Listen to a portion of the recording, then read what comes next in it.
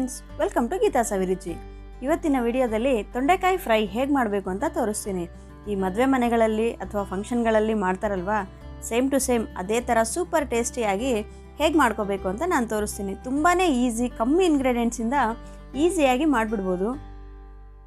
ಈ ಥರ ತೊಂಡೆಕಾಯಿ ಪಲ್ಯ ಸೈಡ್ ಡಿಶ್ ಆಗಿ ಅಥವಾ ಅನ್ನಕ್ಕೆ ನಂಚ್ಕೊಂಡು ತಿಂತಾ ಇದ್ದರೆ ಆಹಾ, ಬಾಯಿಗೂ ಖುಷಿ, ಹೊಟ್ಟೆಗೂ ಖುಷಿ, ಹಾಗೆ ಮನಸ್ಸಿಗೂ ಖುಷಿ ಅಲ್ವಾ. ಈ ವಿಡಿಯೋ ನೋಡೋಕ್ಕಿಂತ ಮುಂಚೆ ನೀವಿನ್ನೂ ನನ್ನ ಚಾನಲ್ ಸಬ್ಸ್ಕ್ರೈಬ್ ಮಾಡ್ಕೊಂಡಿಲ್ಲ ಅಂದರೆ ಬೇಗ ಸಬ್ಸ್ಕ್ರೈಬ್ ಮಾಡಿಕೊಂಡು ಬೆಲ್ಲೈಕನ್ನ ಕ್ಲಿಕ್ ಮಾಡ್ಕೊಳ್ಳಿ. ಈಗ ಈ ತೊಂಡೆಕಾಯಿ ಪಲ್ಯನ ಹೇಗೆ ಮಾಡಬೇಕು, ಇದಕ್ಕೇನು ಹಾಕಬೇಕು ಅಂತ ತೋರಿಸ್ತೀನಿ ಬನ್ನಿ. ನೋಡಿ, ನಾನು ತೊಂಡೆಕಾಯಿನ ಈ ಥರ ಪೀಸಸ್ ಕಟ್ ಮಾಡ್ಕೊಂಡಿದ್ದೀನಿ. ಈ ಥರ ಉದ್ದುದ್ದ ಎಷ್ಟು ಬೇಕೋ ಅಷ್ಟು ಸಣ್ಣಕ್ಕೆ ಪೀಸಸ್ ಮಾಡ್ಕೋಬೇಕು. ನೀವು ಎಷ್ಟು ಸಣ್ಣಕ್ಕೆ ಕಟ್ ಮಾಡಿಕೊಂಡ್ರೆ ಅಷ್ಟು ಬೇಗ ಫ್ರೈ ಆಗುತ್ತೆ. ನಾನು ಒಂದರಲ್ಲಿ ಈ ಥರ ಅರ್ಧ ಮಾಡಿಕೊಂಡು ಅದರಲ್ಲಿ ಒಂದು 5-6 ಪೀಸಸ್ ಉದ್ದುದ್ದ ಸೀಳಿಸ್ಕೊಂಡಿದ್ದೀನಿ. ನಾನು 1/4 kg ತೊಗೊಂಡಿದ್ದೀನಿ ಇದನ್ನು. ಈಗ ಇದಕ್ಕೆ ಮಸಾಲೆ ರೆಡಿ ಮಾಡ್ಕೊಳ್ಳೋಣ. ಒಂದು ಪ್ಯಾನಲ್ಲಿ 2 ಸ್ಪೂನಷ್ಟು ಕಡಲೆಬೇಳೆ, 2 ಸ್ಪೂನಷ್ಟು ಉದ್ದಿನಬೇಳೆ, 1 ಸ್ಪೂನಷ್ಟು ಧನಿಯಾ. ಇದನ್ನೆಲ್ಲ ಸ್ವಲ್ಪ ಲೋ ಫ್ಲೇಮಲ್ಲಿ ಫ್ರೈ ಮಾಡ್ಕೋಬೇಕು. ನಾವು ಈ ಎಲ್ಲ ಬೇಳೆಗಳನ್ನ ಎಷ್ಟು ಲೋ ಫ್ಲೇಮಲ್ಲಿ, ಎಷ್ಟು ಬ್ರೌನ್ ಕಲರಾಗಿ ಫ್ರೈ ಮಾಡಿಕೊಂಡ್ರೆ ಫ್ಲೇವರ್ ಅಷ್ಟು ಚೆನ್ನಾಗಿರುತ್ತೆ ಪಲ್ಯದು. ಈ ಕಡಲೆಬೇಳೆ ಉದ್ದಿನಬೇಳೆ ಲೋ ಫ್ಲೇಮಲ್ಲಿ ಫ್ರೈ ಮಾಡಿಕೊಂಡ್ರೆ ಕ್ರಿಸ್ಪಿ ಆಗಿರುತ್ತೆ, ಹಾಗೆ ಫ್ಲೇವರ್ ತುಂಬ ಚೆನ್ನಾಗಿರುತ್ತೆ. ಈ ಕಡಲೆಬೇಳೆ ಉದ್ದಿನಬೇಳೆನ ನೋಡಿ ಈ ಥರ ಸ್ವಲ್ಪ 60% ಫ್ರೈ ಮಾಡ್ಕೋಬೇಕು. ಅದಾದಮೇಲೆ 1 ಸ್ಪೂನಷ್ಟು ಜೀರಿಗೆ, 2 ಸ್ಪೂನಷ್ಟು ಬಿಳೆ ಎಳ್ಳು ಹಾಕ್ಕೊತಿದ್ದೀನಿ. ಈ ಬಿಳೆ ಎಳ್ಳು ಜೀರಿಗೆ ಮೊದಲೇ ಹಾಕಿದರೆ ಸೀದೋಗ್ಬಿಡುತ್ತೆ, ಹಾಗಾಗಿ ಸ್ವಲ್ಪ ಒಂದು 60% ಬೇಳೆ ಫ್ರೈ ಮಾಡ್ಕೊಂಡ್ಮೇಲೆ ಈ 2 ಇಂಗ್ರೀಡಿಯೆಂಟ್ಸ್ನ ಹಾಕ್ಕೋಬೇಕು. ಇದನ್ನು ಸ್ವಲ್ಪ ಫ್ಲೇವರ್ ಬರೋವರೆಗೂ ಫ್ರೈ ಮಾಡ್ಕೋಬೇಕು. ಈ ಜೀರಿಗೆ ಹಾಗೆ ಎಳ್ಳು ಸ್ವಲ್ಪ ಚಟ್ಪಟ ಅನ್ನುತ್ತೆ, ಆ ಥರ ಫ್ರೈ ಮಾಡ್ಕೊಂಡ್ಮೇಲೆ ಸ್ಟವ್ ಆಫ್ ಮಾಡ್ಕೊಂಬಿಟ್ಟು ಇದನ್ನೆಲ್ಲ ಒಂದು ಪ್ಲೇಟಲ್ಲಿ ತಗೊತೀನಿ. ಇದು ತಣ್ಣಗಾಗೋಕೆ ಬಿಡಬೇಕು.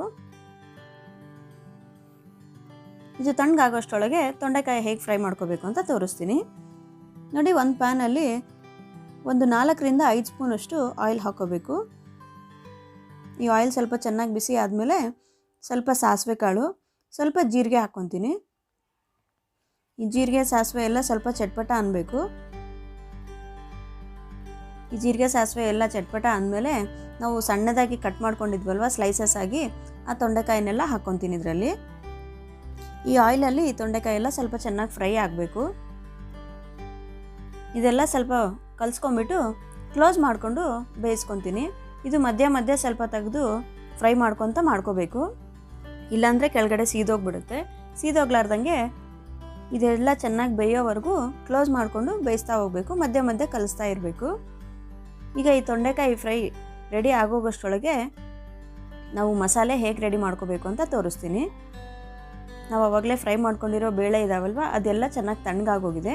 ಈಗ ಅದನ್ನು ಒಂದು ಮಿಕ್ಸಿ ಜಾರಲ್ಲಿ ಹಾಕ್ಕೊತೀನಿ.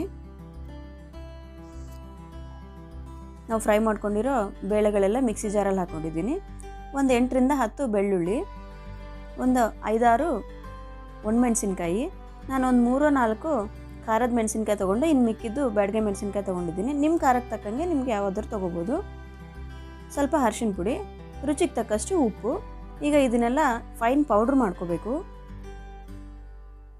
ನೋಡಿ, ಈ ಥರ ಚೆನ್ನಾಗಿ ಪೌಡ್ರ್ ಮಾಡಿ ಇದು ಒಂದು ಸೈಡಲ್ಲಿ ಇಟ್ಕೊತೀನಿ. ಈಗ ತೊಂಡೆಕಾಯಿ ಫ್ರೈ ಆಗಿದೆನೋ ನೋಡೋಣವಾ. ನೋಡಿ, ತೊಂಡೆಕಾಯಿನೂ ಎಷ್ಟು ಬೇಗ ಫ್ರೈ ಆಗೋಗಿದೆ. ಸ್ವಲ್ಪ ಈ ಥರ ಮಿಕ್ಸ್ ಮಾಡಿಕೊಂಡು ಚೆಕ್ ಮಾಡ್ಕೊಳ್ಳಿ. ಒಂದು ತೊಂಡೆಕಾಯಿನ ಕೈಲಿ ತೊಗೊಂಡ್ಬಿಟ್ಟು ಸ್ವಲ್ಪ ಪ್ರೆಸ್ ಮಾಡಿ ನೋಡಿ ಮೆತ್ತಗಾಗಿದೆನೋ ಇಲ್ಲೋ ಅಂತ ನಿಮಗೆ ಗೊತ್ತಾಗುತ್ತೆ. ನೋಡಿ, ಎಷ್ಟು ಈಸಿಯಾಗಿ ಕಟ್ ಆಗೋಯ್ತಲ್ವಾ. ನೋಡಿ, ನಿಮಗೆ ಇನ್ನೂ ಒಂದು ತೋರಿಸ್ತೀನಿ. ಚೆನ್ನಾಗಿ ಫ್ರೈ ಆಗೋಗಿದೆ. ಇದು ಕಂಪ್ಲೀಟಾಗಿ ಬೆಂದಿದೆ ಅಂತ ಈ ಕಟ್ ಮಾಡಿ ನೋಡಿಕೊಂಡ್ರೆ ಗೊತ್ತಾಗುತ್ತೆ. ನೋಡಿ, ತೊಂಡೆಕಾಯಿ ಎಲ್ಲ ಚೆನ್ನಾಗಿ ಫ್ರೈ ಆಗೋಗಿದೆ. ಈಗ ಇದಕ್ಕೆ ನಾವು ಮಿಕ್ಸಿಲಿ ಹಾಕ್ಕೊಂಡಿರೋ ಮಸಾಲೆ ಇದೆ ಅಲ್ವಾ, ಅದನ್ನೆಲ್ಲ ಹಾಕ್ಕೊತೀನಿ.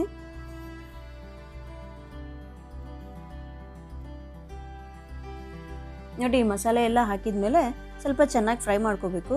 ಒಂದು 3ರಿಂದ 4 ನಿಮಿಷ ಈ ಥರ ಕಲಿಸ್ಕೊತ ಫ್ರೈ ಮಾಡ್ಕೋಬೇಕು. ನಾವು ಹಳ್ಳುಪ್ಪು ಹಾಕಿದ್ದೀವಲ್ವ, ಆ ಉಪ್ಪೆಲ್ಲ ಕರಗಿಬಿಟ್ಟು ಈ ತೊಂಡೆಕಾಯಿ ಎಲ್ಲ ಅಬ್ಸರ್ವ್ ಮಾಡ್ಕೊಳ್ಳುತ್ತೆ, ಉಪ್ಪು ಖಾರ ಎಲ್ಲ. ಅಷ್ಟುವರೆಗೂ ಸ್ವಲ್ಪ ಬಿಸಿಗೆ ಫ್ರೈ ಮಾಡಿಕೊಂಡ್ರೆ ಎಲ್ಲ ಅಬ್ಸರ್ವ್ ಮಾಡ್ಕೊಳ್ಳುತ್ತೆ. ನೋಡಿ ಈ ಥರ ಎಲ್ಲ ಚೆನ್ನಾಗಿ ಮಿಕ್ಸ್ ಮಾಡ್ಕೋಬೇಕು. 3 ರಿಂದ 4 ನಿಮಿಷ ಈ ಥರ ಫ್ರೈ ಮಾಡಿಕೊಂಡ್ರೆ ಟೇಸ್ಟ್ ತುಂಬ ಚೆನ್ನಾಗಿರುತ್ತೆ. ನೋಡಿ ಎಷ್ಟು ಕಡಿಮೆ ಇಂಗ್ರೀಡಿಯೆಂಟ್ಸಿಂದ ತೊಂಡೆಕಾಯಿ ಫ್ರೈ ರೆಡಿ ಆಗೋಯ್ತಲ್ವಾ. ಎಷ್ಟು ಈಸಿ ಅಲ್ವಾ ಮಾಡೋದು. ನೋಡಿ ಫ್ರೆಂಡ್ಸ್, ನೀವು ಖಂಡಿತ ಮನೇಲಿ ಈ ಥರ ಟ್ರೈ ಮಾಡಿಬಿಟ್ಟು ಹೇಗೆ ಬಂದಿದೆ ಅಂತ ನನಗೆ ಕಮೆಂಟ್ ಮಾಡಿ ತಿಳಿಸಿ. ನಿಮ್ಗೆ ಈ ವಿಡಿಯೋ ಇಷ್ಟ ಆಗಿದ್ರೆ ಲೈಕ್ ಮಾಡಿ, ನಿಮ್ಮ ಫ್ರೆಂಡ್ಸ್ಗೂ ರಿಲೇಟಿವ್ಸ್ಗೂ ಆದಷ್ಟು ಹೆಚ್ಚೆಚ್ಚು ಶೇರ್ ಮಾಡಿ. ನೀವಿನ್ನೂ ಸಬ್ಸ್ಕ್ರೈಬ್ ಮಾಡ್ಕೊಂಡಿಲ್ಲ ಅಂದರೆ ಬೇಗ ಸಬ್ಸ್ಕ್ರೈಬ್ ಮಾಡಿಕೊಂಡು ಬೆಲ್ ಐಕನ್ನ ಕ್ಲಿಕ್ ಮಾಡ್ಕೊಳ್ಳಿ. ನಾನು ಹಾಕೋ ಎಲ್ಲ ವೀಡಿಯೋಸು ನಿಮಗೆ ನೋಟಿಫಿಕೇಷನ್ ಬರುತ್ತೆ. ಆಗ ಯಾವ ವೀಡಿಯೋನು ಮಿಸ್ ಮಾಡ್ಕೊಳ್ದೆ ನೀವು ವಾಚ್ ಮಾಡ್ಬೋದು. ನನ್ನ ಡಿಸ್ಕ್ರಿಪ್ಷನಲ್ಲಿ ಮತ್ತಷ್ಟು ವೀಡಿಯೋಗಳ ಲಿಂಕ್ಗಳಿವೆ, ದಯವಿಟ್ಟು ಒಂದ್ಸರಿ ಚೆಕ್ ಮಾಡಿಕೊಂಡು ವಾಚ್ ಮಾಡಿ. ಮತ್ತಷ್ಟು ಒಳ್ಳೊಳ್ಳೆ ರೆಸಿಪಿಗಳೊಂದಿಗೆ ಮತ್ತೆ ಭೇಟಿ ಆಗೋಣ ಫ್ರೆಂಡ್ಸ್. Thank you.